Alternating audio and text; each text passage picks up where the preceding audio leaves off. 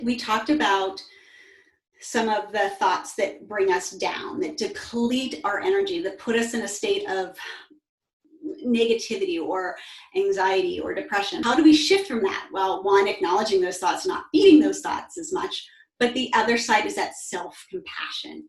And I feel it's so important, that compassion and empathy. This has been a game changer for me, both for me and my kids, because when I have more compassion for myself and compassion for them and their challenges and empathy for what they're going through and empathy for what I'm going through, it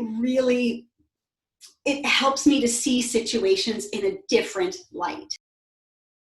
Here are 2 quotes that I'd like to share with you. Love and compassion are necessities, not luxuries.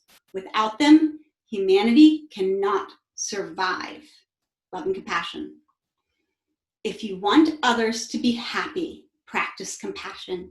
If you want to be happy, practice compassion. Dalai Lama.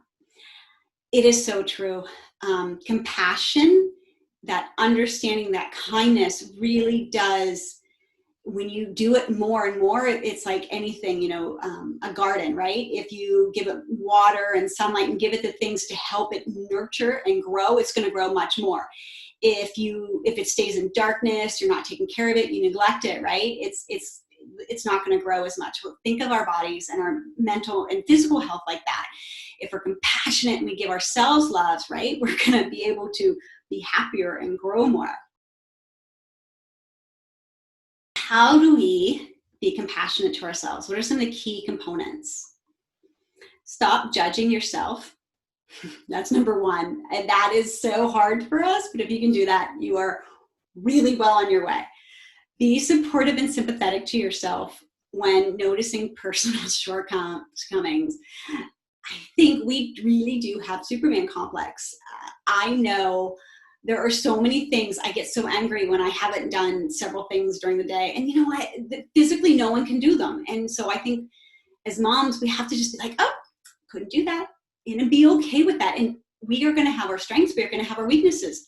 Let's not beat ourselves up for those things that we may not be as good at, right? So stop judging ourselves, and acceptance. Acceptance is a wonderful word. It's one of the 9 attitudes of mindfulness, acceptance. And it really, when you start looking at situations in an accepting way, I don't say you have to like them, but accepting that they are the way they are right now, it really helps decrease some of the tension and stress. Engage in internal dialogues that are caring, not critical. Very important. How often are our minds going in a negative way, right? How many times have you had your inner voice has said, wow, you did such a great job with your kid today. That is so good. Look at that. You really spent a great moment with him. And you know what? He did something and you kept your cool, right? That was awesome. I guarantee you probably never say that, but we should, right? We should honor our good moments, because if we start being caring when we're having those challenges and saying, wow, that was a really rough moment with my kid, and caring like, oh, you know what? I may have not reacted, but you know what? It's okay. And not critical instead of blaming and shaming yourself. And do not confuse your negative self-concept with who you really are.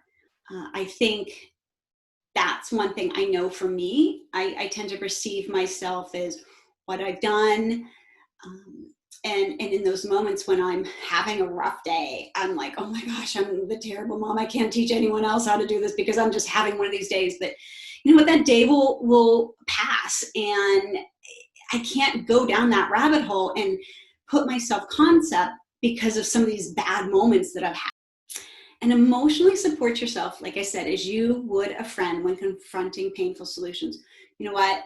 The world, I wish it was a little easier, but there are painful moments. There are a lot of challenges.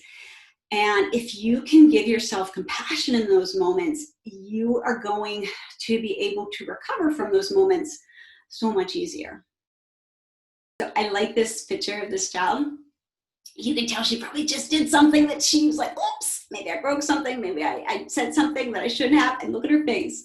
And I think we've seen this with little kids. I'm like, oh, you know, but guess what? I bet you in less than a minute, that kid is going to be like, oh, I did that. And I broke that. Oh, I'm so sorry. And then she's going to run and go play, right? She's going to put that mistake and that incident past her, and she's going to just have fun in the present moment, right? Do we do that when we make mistakes? No, we carry them with us, right? We perseverate on, we should have, could have, right? So think of this little girl's face next time you have a mistake and say, you know what? I'm going to learn from it. What lesson did it teach me? And you know what? I'm going to move on. We have to remember we are all flawed humans. We are human beings, right? Everyone fails and makes mistakes. It's life. And recognize that things will go wrong. And personal failures are simply a part of being human, and everyone faces challenges. And when you're in those challenges, instead of fighting them, think, this is hard, this is a challenge, and be in that moment and feel that feeling and see if you are able to process through that challenge instead of fighting it, you're going to get over it so much quicker and easier. And the third thing is relate to your mistakes with tolerance. Perfection is impossible. I have to tell this to myself a lot because it is challenging for me sometimes. I really, especially when I have the knowledge of how I should be, but that doesn't always come into practice. I tend to be hard on myself. So you know what? We are learning. We are, this is a journey, and I can't be perfect every single moment of the day. And that's good for us to remember sometimes.